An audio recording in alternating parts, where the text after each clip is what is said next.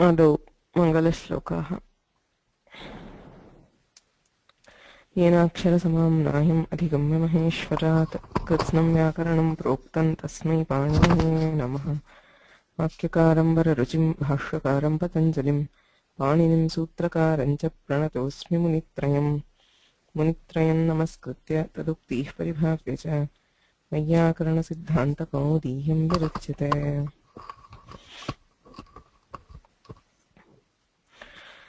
अयुण् ऋलक एओङ् अयोच् हयवरट् लण् न्यमङणनं झभञ् घढधष् जबगडदश खफछठथचटतव कपै शशसर् हल् इति माहेश्वराणि सूत्राणि।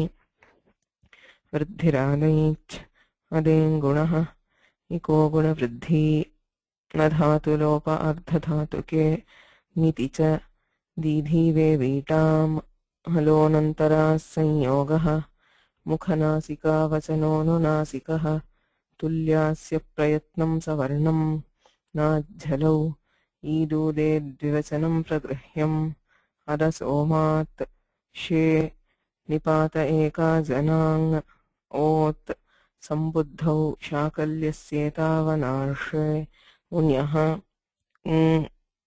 ईदूतौ च सप्तं व्यर्थे दाधाघदाप आद्यन्तवदेकस्मिन् तरप्तमपौघः बहुगणवतुडति संख्या श्नान्ताषट् डति च क्तक्तवतु निष्ठा सर्वादीनि सर्वनामानि विभाषादिक्समासे बहुव्रीहौ न बहुव्रीहौ तृतीयासमासे द्वन्द्वे च विभाषाजसि प्रथमचरमतयाल्पार्धकतिपयनेमाश्च पूर्वपरावरदक्षिणोत्तरापराधराणि व्यवस्थायामसंज्ञायां स्वमज्ञातिधनाख्यायाम् अन्तरं बहिर्योगोपसंज्ञानयोः स्वरादिनिपातमव्ययम् तद्धितश्चासत्प्रविभक्तिः कृन्मेजन्तः त्वातोऽसुन्कसुनः अव्ययीभावश्च शिसर्वनामस्थानं सुडनपुंसकस्य न वेति विभाषा इज्ञणः सम्प्रसारणम् आद्यन्तौ टकितौ विरचोऽन्त्यात्परः ए च इघ्रस्वादेशे षष्ठीस्थाने योगा स्थानेऽन्तरतमः उडण्ड्रपरः अलोन्त्यस्य इच्च आदेः परस्य अनेकाल्शित्सर्वस्य स्थानिवरादेशो नल्विधौ अचः परस्मिन् पूर्वविधौ न पदान्तद्विद्वचनवरेयलोपस्वरसवर्णानुस्वारदीर्घजश्च दुर्वचनेचि अदर्शनल्लोपः प्रत्ययस्य लुक्ष्लुलुपः प्रत्ययलोपे प्रत्ययलक्षणम् नलुमताङ्गस्य अचोन्त्यादिटि अलोन्त्यात् पूर्व उपधा तस्मिन्निति निर्दिष्टे पूर्वस्य तस्मादित्युत्तरस्य संरूपं शब्दस्याशब्दसंज्ञा अणुदित्सवर्णस्य च प्रत्ययः तपरस्तत्कालस्य आदिरन्त्येन सहेत येन विधिस्तदन्तस्य वृद्धिर्यस्य चामादिस्तद्वृद्धं तदादीनि च एङ् प्राचान् देशे वृद्धिराद्यन्तवदव्ययीभावः प्रत्ययस्य लुक्पञ्चदश काङ्कुटादिभ्योऽन्यनिन्यत।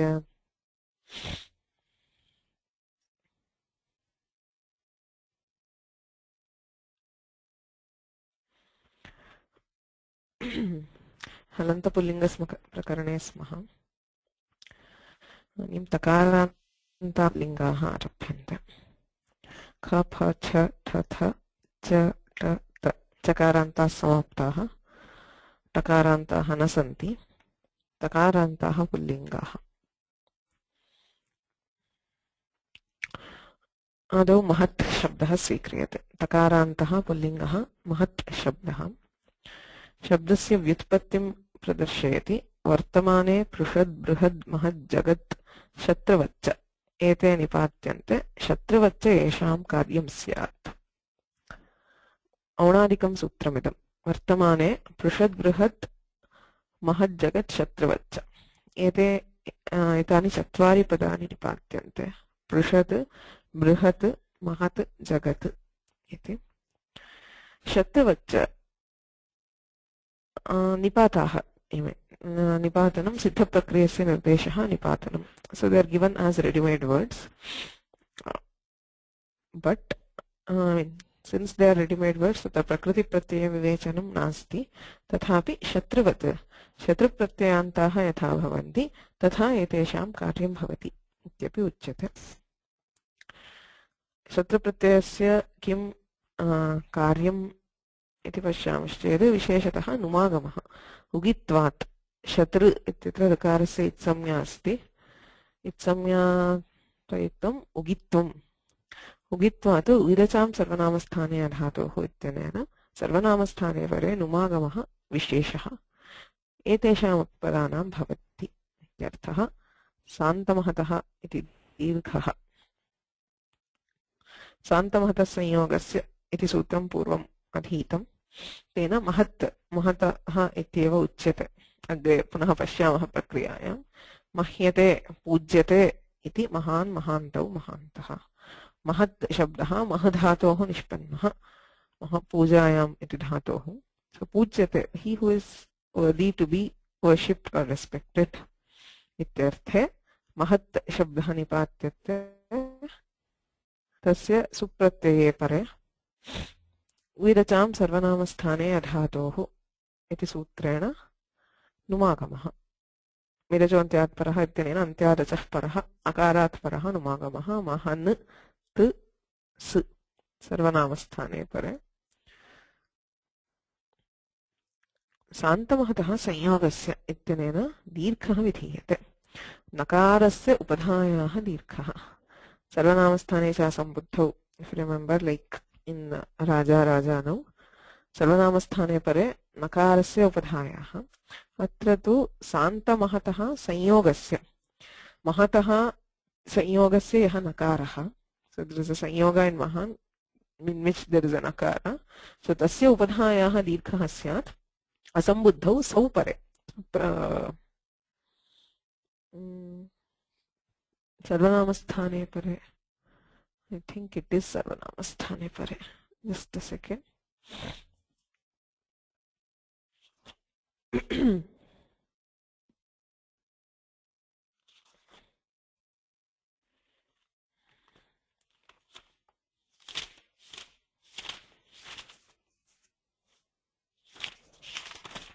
सान्तसंयोगस्य महतश्चयो नकारः तस्य उपधायाः दीर्घः स्यात् असम्बुद्धौ सर्वनामस्थाने परे So when followed by a sarvanamasthana which is not sambuddhi, you have dirgha.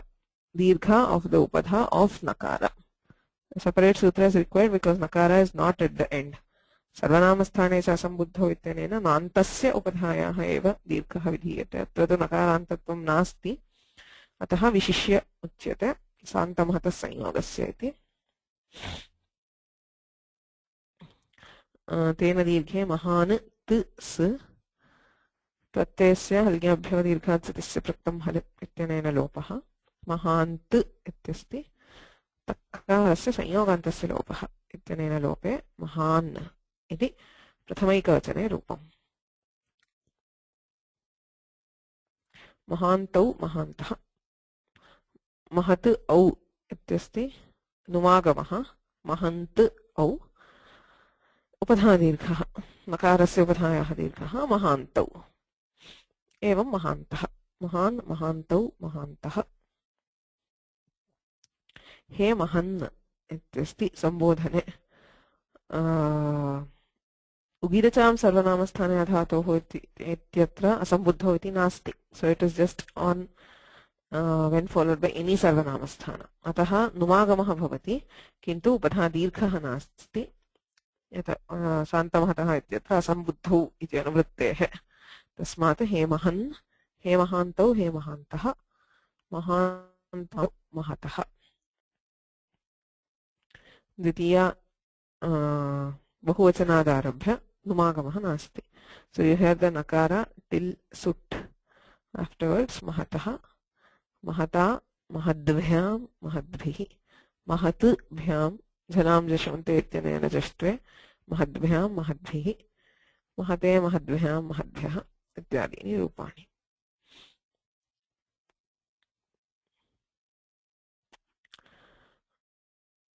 अग्रे तकारान्तः पुल्लिङ्गः धीमत् शब्दः। धीः अस्य अस्ति इत्यर्थे धी शब्दात् मतुप् प्रत्ययः एवं तद्धितः। So this is a तद्धिता word. You have धी and matup. Matup इत्यत्र पुनः उकारस्य इत्संज्ञा अस्ति, अयमपि उगित्। अस्य विशिष्य सूत्रमस्ति अत्वसन्तस्य च अधातोः अतु असन्तस्य च अधातोः इति पदच्छेदः। ढलोपे पूर्वस्य दीर्घोणः इत्यतः दीर्घः इति अनुवर्तते। नोपधायाः इत्यतः उपधायाः इति। सर्वनामस्थाने च असम्बुद्धौ सौ च इत्यतः सौ इति अनुवर्तते। So there are lot of anuvrittis. So putting together the sutrartha, atvantasya उपधायाः दीर्घः स्यात् धातु भिन्न असन्तस्य च। I don't know why this got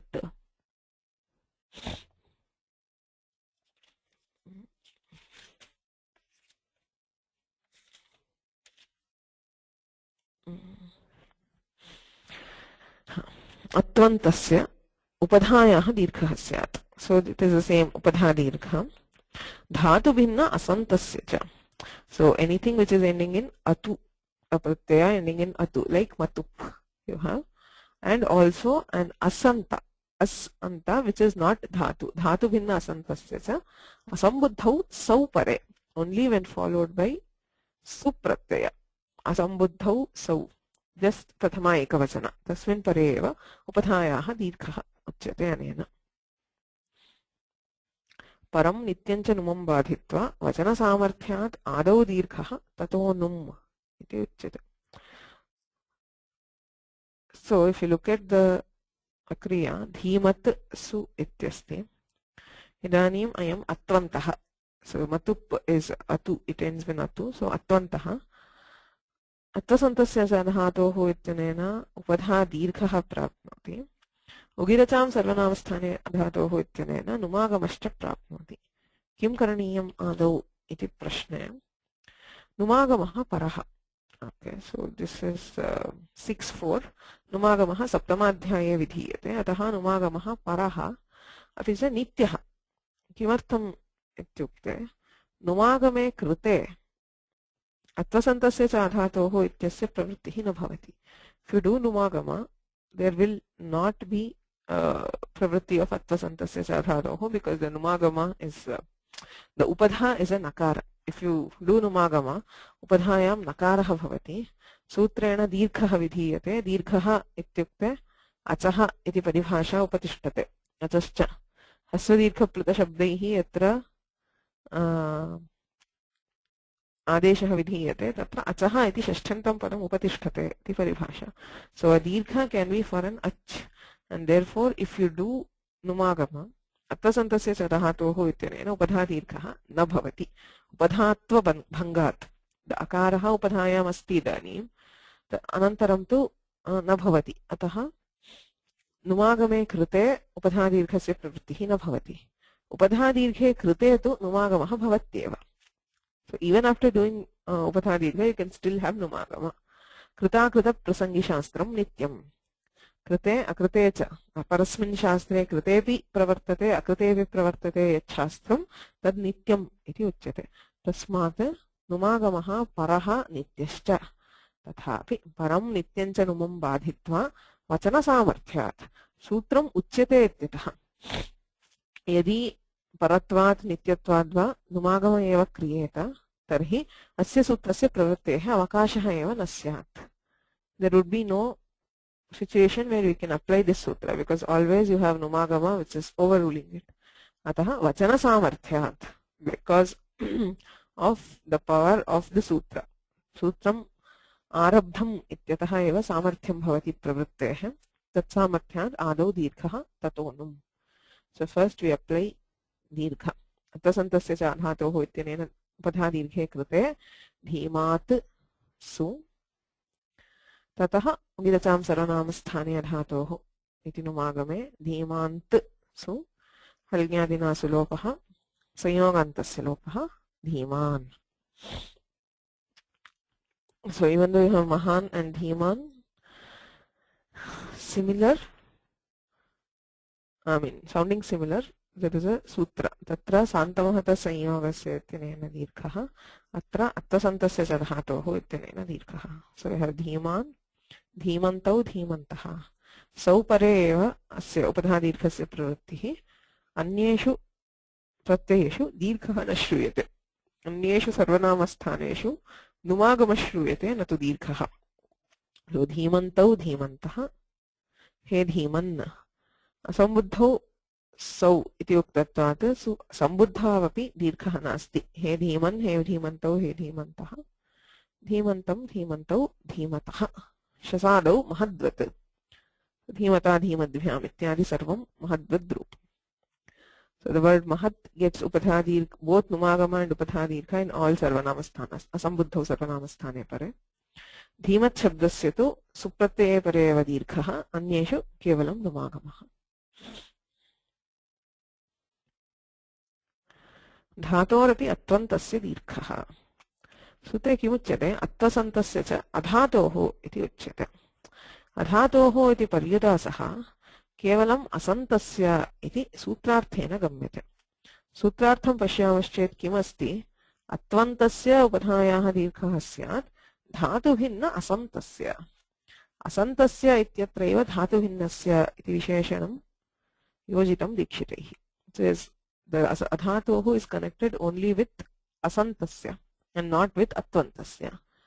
किमर्थम् इति चेत् यदि अत्वन्तः धातुर्भवति तथापि तस्यापि दीर्घः भवति इत्यर्थः. उदाहरणं यच्छति गोमन्तम् इच्छति गोमान् इव आचरति इति वा.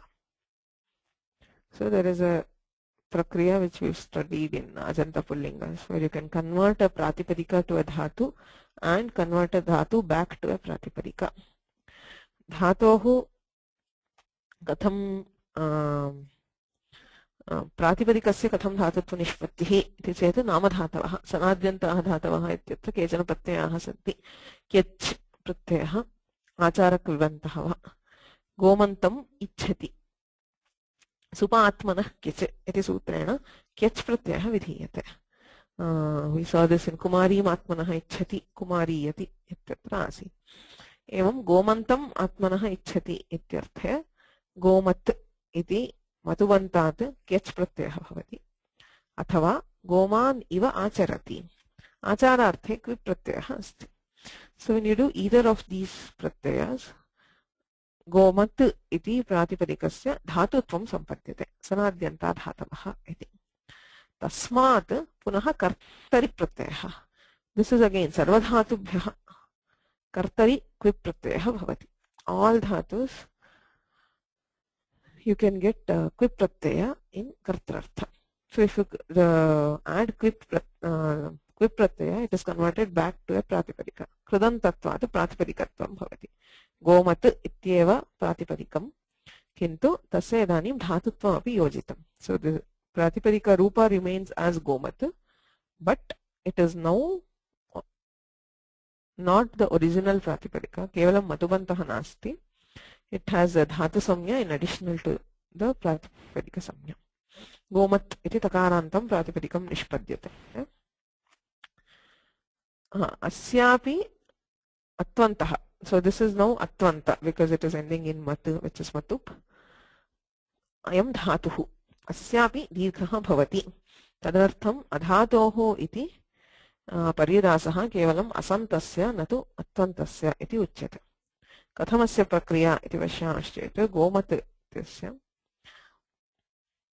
उगिदचां सर्वनामस्थाने अधातोः इति सूत्रमस्ति. तत्रापि अधातोः इति श्रूयते. There is a question always where you have this adhatohu. There is one question regarding the adhatohu in atvasantasya cha adhatohu and ugidacham sarvanamasthane adhatohu ityatrapi adhatohu iti shruyate. So which of these sutras will apply, which will not apply is a question. Now we decided that Atvasantasya cha dhatohu will apply because the dhatohu, the nishedha there applies only to the asanta part and not to the atvanta part. Now the question, Ugidacham sarvanamasthane adhatohu iti sutram pravartate va tatrapi adhatohu iti uchyate. तदानीं तत्र उच्यते उगिरचाम् इति सूत्रे अज्ग्रहणं नियमार्थं धातोश्चेदुगित्कार्यं तर्हि अञ्चतेरेव इति तेन स्रतुध्वत् इत्यादौ न. नौ उगित् अचां सर्वनामस्थाने अधातोः इत्यस्ति. Initially he says we don't even need that adhatohu. Ugid acham iti uchyate. Anchu gatipujaneyoh iti dhatuh. Such a swayam ugit, which is an ugit by itself. Right? Anchu dhatu is ugit by itself. Ugitvadeva karye prapte punah acham iti uchyate. So because it is ugit, it can already get that karya. But still it is specified that acham anchu dhatoh bhavati. Ityukte korthaha. सिद्धे सति आरभ्यमाणः विधिः नियमाय भवति इति अस्माकं नियमः. So when anchu dhatu is already getting the karya because of ugitva, it is again being specified particularly, which means there is a reason. What is the reason? Niyamartham. Kaha niyamah? Dhatoshched ugit karyam tarhi anchatereva. Yadi dhatoh ugit karyam अर्थात् उगित् इदानीम् उपधादीर्घं रूपं कार्यं भवति तर्हि अंचु धातोरेव भवति अन्येषां धातूनां न भवति इति. तेन स्रतुध्वत् इत्यादौ न. स्रसु इति धातुः ध्वंसु इति धातुः. These are also ugit because ukara gets the itsumya. एतयोः धातोः न भवति. उगित्वे सत्यपि उगिरचां सर्वनामस्थाने इति उपधादीर्घः न भवति. तदर्थम् अंचति ग्रहणम्. That is why just by including ach, Panini has specified that the ugit karya will only be for anchati and not for other dhatus. So again, why does he say adhatohu? Adhatu grahanam kimartham tarhi iti chet adhatohu iti tu adhatu bhutapurvasyapi numartham. So adhatohu is not just to say to exclude dhatus. Because anchati grahana already does that. Anchati grahana can exclude other dhatus. Adhatoho iti tu adhatu bhutapurvasyapi. Bhutapurvam yaha adhatuhu asit. That which was once not a dhatu, for that even if it is a dhatu now or even if it gets dhatu samya later, still you can have numagama. Tadartham adhatoho iti vishishya uchyate. I hope the argument is clear. The question is Ugidacham sarvanamasthane adhatohu ityasti. Tatra kaha arthaha adhatohu ityanena kasya nivaranam iti prashnaha. It is not, is it to exclude other dhatus? Yat karyam uchyate sarvanamasthana upadhadirghaha dhatunam na bhavati ityetad artham va iti chet na. Kimartham? You already have, two parts there. Acham. There is ajgrahana, the grahana of anchu dhatu and the grahana of adhatoh. Now anchu dhatoh grahanam kimartham? Ugit karyam dhatoh yadi bhavati tarhi anchu dhatoreva bhavati anyesham dhatunam na bhavati. Tenaiva sarvesham dhatunam ye shuddha dhatavah tesham sarvesham nivaranam bhavati. Dhatoh ugit karyam na bhavati iti siddhyati. So you have already excluded this karya for other dhatus. So why are you saying adhatoh? Adhatu bhutapurvasya, that which was not a dhatu earlier. That is a dhatu which has been derived from a pratipadika. Purvam dhatutvam nasit, idanim dhatutve satyapi, tasyapi numagamaha syat. So the grahana, adhatu grahanam, vidacham iti sutre adhatu grahanam, dhatu nivaranartham nasti, namadhatoho parigananartham. It is to include namadhatus in the purview of those which get numagama. Tena kim bhavati? Gomat ityasti. Katham gomat purvam matubantaha matubantat acharak kyajantaha acharak vivanto va tasmat kartarik vip इदानीं प्रातिपदिकत्वमपि अस्ति धातुत्वमपि अस्ति. It has both प्रातिपदिकत्व and धातुत्व. Now the question, should we do ugiracham sarvanamasthane adhatohu? Yes is the answer. Why? Adhatu bhutapurva. By adhatohu, Panini indicates those which were at least once not a dhatu. When it was in that matuban dasha, so when it was only a matubanta, it did not have dhatu samya. So it is adhatu bhutapurva. So because of that, it will get ugiracham sarvanamasthane adhatohu.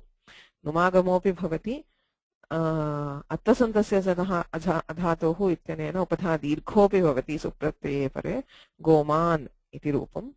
अन्येषु सर्वनामस्थानेषु केवलं नुमागमः. गोमन्तौ गोमन्तः, गोमन्तं गोमन्तौ, गोमतः गोमतौ, गोमता इत्यादीनि रूपाणि. Is that clear? Any questions?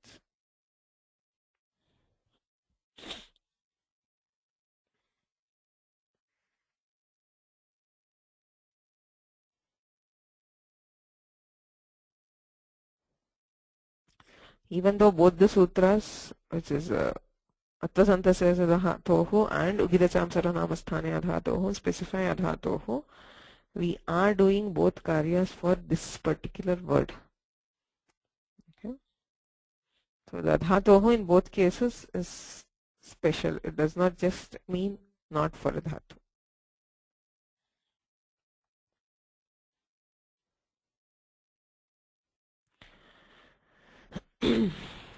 Okay. Agre. Question.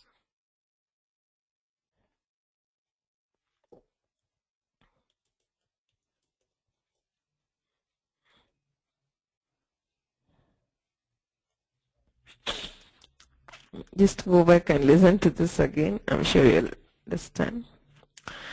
Moving on. Bhater davatuhu. Antasti. Bhavan. Bhavat shabdah. Ishmad asmad bhavatu kim. भवतु इत्यस्य सर्वनामसंज्ञा अपि अस्ति. तथैव तकारान्तशब्दः उकारः इति. तत्र so you have ugit. This is ugit. Ugitvat नुमागमः भवति. भवान् भवन्तौ भवन्तः. तत्र अत्वन्तः अपि अस्ति. This is also an अत्वन्त because there is atu there. अत्वन्तत्वात् अत्तसन्तस्य धातोः इत्यनेन सुप्रत्यये परे दीर्घः. भवान् भवन्तौ भवन्तः. शत्रन्तस्य तु अत्वन्तत्वाभावान् न दीर्घः. So this is the bhavat shabda which is औणादिक भवतु इति शब्दः. यत्तु शत्रन्तः अस्ति. भूधातोः वर्तमानार्थे शत्रुप्रत्यये यः भवत् शब्दः तस्य अत्वन्तत्वाभावात् न दीर्घः. It is not atu. शत्रु इत्यत्र अतु इति नास्ति. अतः सुप्रत्यये परे दीर्घः न भवति. भवन् भवन्तौ भवन्तः इति रूपं. भवति इति भवन् भवन्तौ भवन्तः. नुमागमः सर्वत्र भवति. उगित्वात् उपधा दीर्घः न भवति. भवन् भवन्तौ भवन्तः, भवन्तं भवन्तौ भवतः इत्यादीनि रूपाणि. The same is true of all shatrantas. पठन् पठन्तौ पठन्तः, लिखन् लिखन्तौ लिखन्तः. सर्वत्रापि एवमेव रूपम्. So you have to see where is it that you have upadadीर्घ for all sarvanamasthānas. Mahat shabdasya sarveshu sarvanamasthāneshu pare upadadīर्घः bhavati. For dhimat you have matubantas. For all matubantas you will have upadadīर्घ only in supratyaya. Supratyaya pare eva dīर्घः श्रूयते. गोमान् गोमन्तौ गोमन्तः, बुद्धिमान् बुद्धिमन्तौ बुद्धिमन्तः. सर्वत्र अतु इति मतुबन्तः अस्ति चेत् सर्वत्र सुप्रत्ययस्यैव उपधादीर्घः. यत्र तु शत्रन्तः, if it is शत्रुप्रत्ययान्त, कुत्रापि दीर्घः न श्रूयते. There is no दीर्घ at all. You'll hear only पठन् पठन्तौ पठन्तः. You'll have numagama in all cases. किन्तु कुत्र उपधादीर्घः भवति, कुत्र सुप्रत्ययस्यैव भवति, कुत्र कस्यापि न भवति इति द्रष्टव्यम्. That is all. There are the three major categories. You have mahat as a special word, but which is very commonly used. You have matubantas, all, lot of them, and you have shatrantas. Shatrantanam kvapi upadhadīrghah न भवति. मतुबन्तानां सुप्रत्यये परे उपधादीर्घः महच्छब्दस्य सर्वेषु सर्वनामस्थानेषु उपधादीर्घः इति व्यवस्था. भवन् भवन्तौ भवन्तः इत्यादि भवति.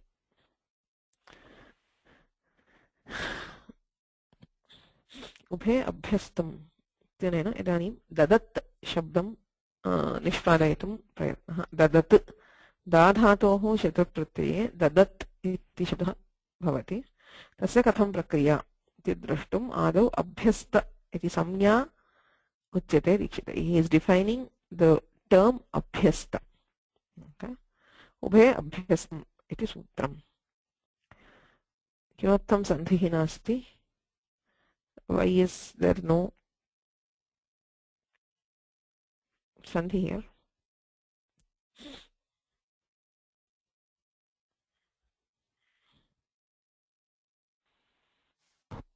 Yes, Saravapanji. Yedu de dvivachanam pradrishyam. No, I can't hear it, sorry. Can you repeat, please? I mean, why? Eat, ut, yet. Dvivachanam pradrishyam iti. Right. So, we have a practical example of that. Idu de dvivachanam pragrahyam. It is a dvivachana and edanta. Okay. So, edantatvat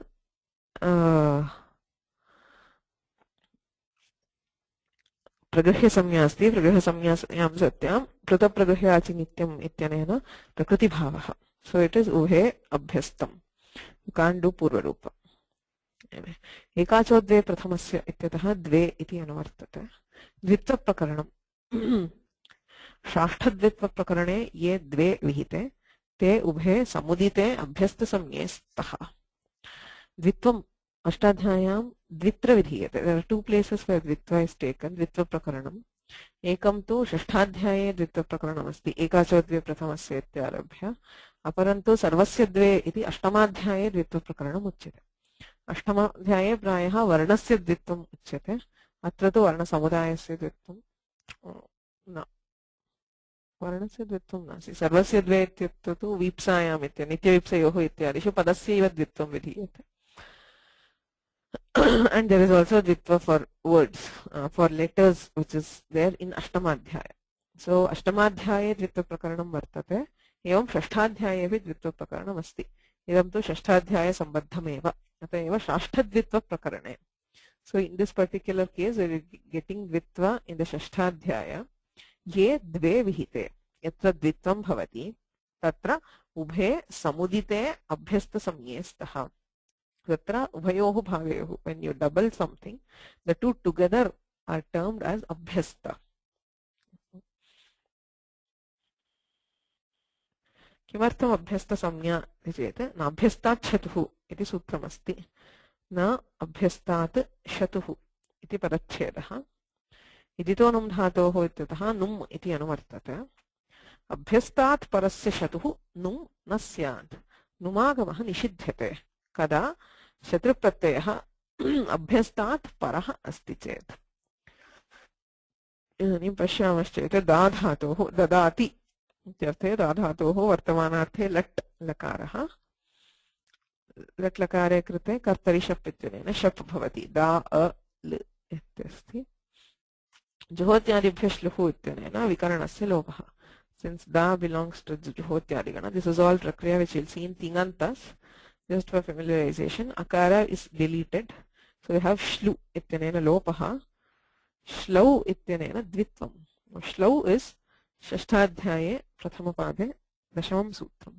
This is the shashtadvitva. You're doubling this da by the sutra shlau. Da purvasya abhyasah nama purvobhyasah ityanena अस्यैव यत्र द्वित्वं कृतं तत्र पूर्वतनभागस्य अभ्याससंज्ञा अस्ति. तस्य ह्रस्वः अपि भवति. ददा लि इत्यस्ति. इदानीं शत्रुप्रत्ययः लटशत्रुशानचा वप्रथमा समानाधिकरणे इत्यनेन लट् लकारस्यैव शत्रादेशः क्रियते.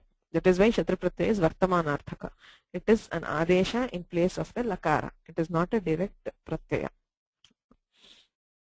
The and At.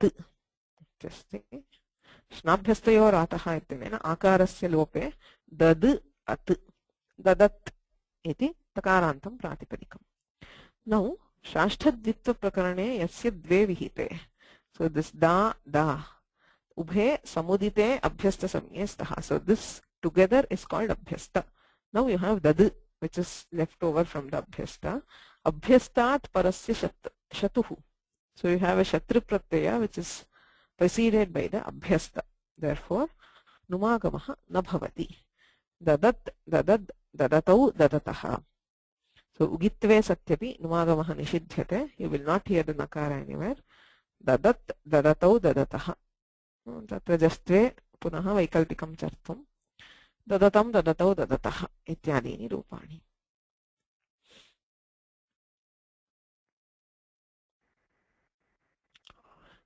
Jakshityadaya Shat iti agrimam sutram. Trini padani santi. Jaksh ityadaya Shat. Ubhe abhyastam ityataha abhyastam iti anuvartate. So this is another sutra which gives abhyasta samya. We already saw an abhyasta chatuhu. So if it has abhyasta samya, there is no numagama in sarvanamasthana. Viracham sarvanamasthane dhatoh iti numagamaha na bhavati. Abhyasta samya tu ubhe abhyastam ityanena yatad vitvam kritam tatra abhyasta samya bhavati. Tathaiva षण्णाम सप्तानाम धातूनाम abhyasta samya vidhiyate. There are 7 dhatus themselves which are called abhyasta. Jaksh ityadayah shat. Jaksh and the 6 dhatus which follow in the dhatu patha. Shad dhatavaha anye jakshitishta saptamaha. So starting from jaksh and 6 ete abhyasta samyaha syuhu. So these 7 dhatus will be called abhyasta. Jakshat, Jakshatau, Jakshataha. So Jaksh iti dhatuhu. Again you don't hear the numagama. Evam Jagrat, Daridrat, Shasat, Chakasat. So in the dhatu patha you have these dhatus. Jaksh, Jagr, Daridra, Shas, Chakas, Didhi, Vevi. These are the 7 dhatus actually. So you have 5 here and also Didhi and Vevi. Didhi and Vevi are dhatus which are found only in the Vedas. We do not have their prayoga in Loka. And also he says something. Didhi vevyohu nitve api chandasatvad vyatyena parasmai padam. Now there is didhing and veving. Both those dhatus are nit. Nitve sati kim bhavati iti cheta anudatta nita atmane padam ityanena atmane padam bhavati. So if any dhatu is nit, it turns out to be a nitya atmane padi. Like you have sheen swapne. So you have shete. Like that, any dhatu which has nakara as it has to be an atmanepadi. Now, if didhing and waving are also nit, they should be atmanepadis. Yadi atmanepadinaha dhatavaha, tarhi shatru pratyaya eva na bhavati. You will not have shatru. Shanach pratyaya bhavati. Parasmaipadinam shatru pratyaya, atmanepadinam shanach pratyaya. Vandamanaha, modamanaha ityadishu. The same sense you have shanach. So, what is the point of giving them abhyasta when there is no shatru? Abhyasta samya kimartham bhavati na abhyasta chatuhu iti numagama nishedhartham. Kintu shatru pratyaya eva na bhavati kila iti prashnaha. You will not have shatru because they are atmanepadis. Tada uchyate didhi vevyohu nitvepi chandasatvat. Since they are Vedic dhatus. In Vedas, it is always said, Drishtana vidhishchandasi bhavati. There is no rule which applies hard and fast in the Vedas. Whatever is the rupa you find, you have to just substantiate it. Ataha vyatyena parasmai padam. Even though they are nit dhatus, you will have parasmai pada. Parasmai pade sati shatra pratyaya bhavati. Shatra pratyaye sati numagamaha na bhavati. Didhyat vevyat. We have 7 forms. Jakshat, Jagrat, Daridrat, Shasat, Chakasat, Didhyat, Vevyat. Sarvesham abhyasta samya asti. Abhyasta samyayaha satvat. Nabhyasta chatuhu. Iti numagamaha nishidhyate. sarvanamasthane pare. So these are words where you will not hear nakara anywhere.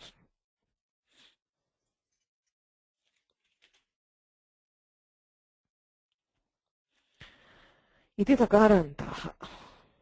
So that is okay. Sadagopanji. See, in this sutra, this Yakshit Adeha Shat. Now we are counting totally 7 dhatus in this. But Right. usually, because that usually it appears to be 6 only.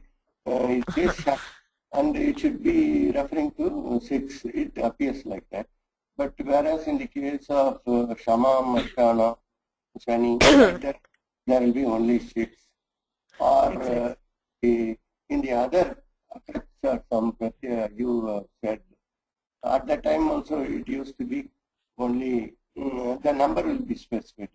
When to be differentiated. Is it Adeha Shat is separate word or something like that? Exactly. That is why, I mean, they have done a lot of, I mean, the Vyakhyakas have had to do a lot of, circus here to include that 7, because it applies for both Didhi and Vevi. There is a problem here because how to make this a samasa? I mean, if it is Jakshityadayaha as a samasa, there is no way that you can get it for 7. They require it for 7. That is the final thing, because Didhi and Vevi are both, for both of them they require. Katham iti sadhanartham mahan prayatnah kritah. Yadi bahuvrihi samasah kriyate Jakshityadayaha ityatra. If it is taken as one word, you cannot get it for 7, because it will be Jaksh and 6 others. You will not get that meaning. You will get 6 starting from Jaksh. That is the way Panini usually defines it. I don't know why here he said as Shat. It would have been easier if he had said Sapta, but he has not. But we require it for 7. Okay. So that is why they separate Jaksh as a word. Jaksh ityadayaha Shat. They say starting from Jaksh, which is 6, and Jaksh itself. So that is why you have Jaksh as a separate word. Sutrartha is also given as Shad Dhatavaha, Anye Jakshitischa Saptamaha, and including Jaksh there is a 7th one, Abhyasta Samyaha Syuhu. Vyakhyanam Katham Bhavati iti Asti. So there are many ways where they have tried to justify this. Kimartham iti chet prayoge asti. That is the answer. Didhyate vevyat ubhayatra numagamaha na bhavati. But how to get this is why there is a split between Jaksh and Ityadayaha. It is actually supposed to be a single word, but they split it only in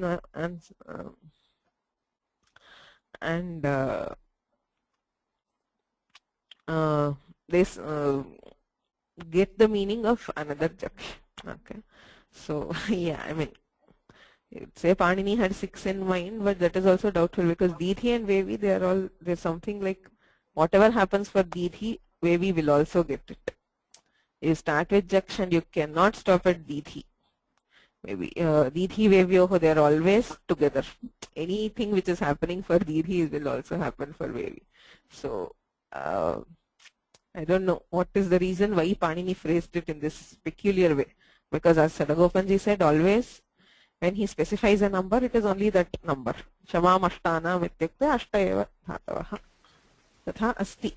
But why Panini phrases it that way, or why Vyakhyakas turned it over, we don't know. But the Prayogetu Sarveshyam Saptanam Numagama Nishedhaha Apekshate. Nishedhartham Abhyasta Samyapi Apekshate. It is a sort of a controversial thing. Is it possible that Maryada rule where you include the word starting or exclude the word starting? That happens only when, I mean, when you have a reason. Say you have the usage of ang, which says a is there in Maryada and Abhiviti, etc. Here, whatever you do, as in, if you do a samasa, Jakshityadayaha ityatra samase, even in Bahuvrihi it is there, as in, will you include, there are 2 kinds of Bahuvrihi actually. Tadguna Samvigyana Bahuvrihi, Atadguna Samvigyana Bahuvrihi ityasti. Bahuvrihi samase, like for example, when you are saying, say Pitam Ambaram Yasya Saha, Pitambaraha, we say it is Tadguna Samvigyana. Whatever is the qualifying, I mean, Bahuvrihi always refers to something other than what you are telling in that. Pitam Ambaram, there is an yellow dress and somebody else. So it is Vishnu who is wearing that dress. So when you are saying Pitambaram Pashya, okay, so you are looking at both that person and also the guna, which is Pitambara itself. Okay, that is called Tadguna Samvijnana. But when you are saying something like, say, Drishta Samudram Pashya, so Drishtaha Samudraha Yena Saha, somebody who has seen the ocean, look at him, you are not looking at the ocean. Yaha gunaha asti, that which is mentioned in that particular samasa, drishta samudra. Samudra is not included in the kriya. We call it as atadguna samvijnana bahuvrihi. So in bahuvrihi there are two kinds. Here they say the Tattvabodhinikara takes that. He says whether you take, if you take tadguna samvijnana bahuvrihi, you will only have 6 starting from jaksh. You have jaksh and 5 others making 6. If you take other atadguna samvijnana bahuvrihi, you will have the other 6 and not jaksh itself. You will have to exclude jakshiti itself. Therefore, this is not a samasa. They say jaksh is a separate word. Ityadayaha, take it as a samasa and get 6 out of ityadayaha. And jaksh, add jaksh. So you have finally end up with 7. So it is a rather, well, at first glance it appears a bit not convincing, but prayoga. Okay.